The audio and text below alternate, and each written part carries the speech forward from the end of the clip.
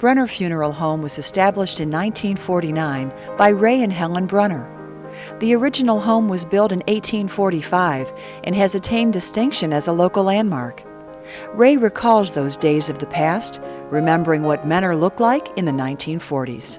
Well, there wasn't a whole lot of things around, and there was a lot of wide open spaces. And as I say, when we went to school, we lived on Burge Avenue. We walked to school and home for lunch. Methodist Church was there, but most everybody had to go to Willoughby or Painesville for shopping, and their doctors and attorneys and anybody else. There wasn't hardly any business in Menor at that time. But Ray's father, Harry Brunner, saw the possibilities. Ray was serving in the Navy in the South Pacific during World War II. He wrote to me and said I bought a house that could be made into a funeral home, and so it was one of those opportunity in a millions as far as I'm concerned. When I got out, I had the GI Bill, and back then we had to serve 2 years of apprenticeship and then a year of mortuary school. So I graduated from school in October, and on November 21st, 1949, we opened the funeral home. At that time, there was no funeral home in Menor, and Ray's dad thought it would be a good service to provide. The old home on Menor Avenue provided an opportunity. It was an old house originally built in the early 1840s, and subsequently they dug a basement and then raised the house. And as I said, it's been remodeled and things done to it maybe a dozen times before we got it. Just before opening the funeral home, Ray married Helen Laser. Together they raised 8 children and became community supporters.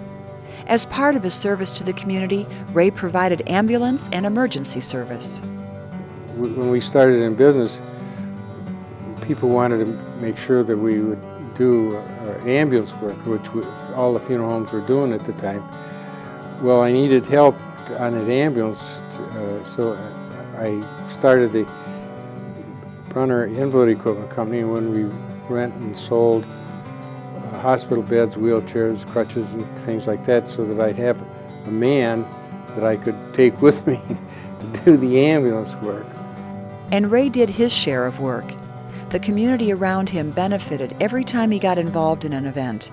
Ray was involved in many organizations. Ray remembered his and his father's involvement in a huge celebration that nearly didn't happen. Well, we got into Operation 101, which is celebrating the 100 years of the village.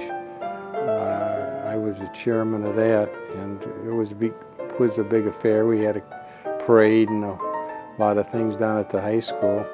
Well, it was 101 years that the village of Menor had been organized. The News Herald came upon it, but it was 1 year late, so instead of having it on 100 years, they did it 101. In 1963, Ray remodeled the existing funeral home again, this time with his children in mind. Helen would wake them up at 8 a.m. and they would all go to work around the house. The old house is still in there. We built around it, and and I needed to have space for my family. I had 7 children at the time. I figured the only way I'd ever see my kids is if they lived at the funeral home. So we did. We took the whole second floor. Ray used his ingenuity after he took his children to the World's Fair in New York. They nearly lost their luggage that was strapped on top of the station wagon. So I decided to buy a city bus.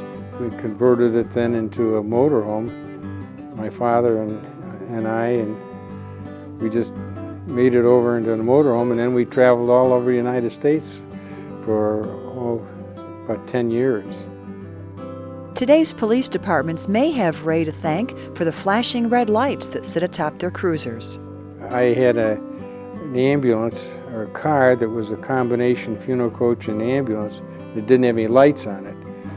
And I, again, didn't have any money to buy lights, so I took a luggage carrier that goes across the top of the cars, and then I put some light, two in the front and one in the back, and then I would put them on there when I was use it as an ambulance.